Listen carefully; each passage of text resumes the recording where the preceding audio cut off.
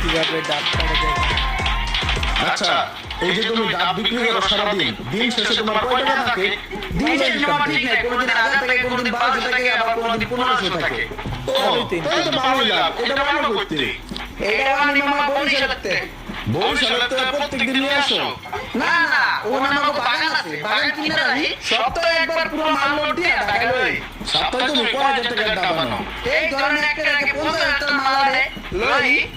আচ্ছা আচ্ছা আচ্ছা, এত কিছু জিজ্ঞাসা কিছু মনে করো নাই তো? আরে না না মামা, কিছু মনে করি নাই। মামা একটা ডাব দেই, কচি ডাব আছে। না না ঠিক আছে। আরে দেই একটা। না না ডাব লাগবো না, ডাব খাইতেছে সমস্যা নাই। মামা মানে চিপটা।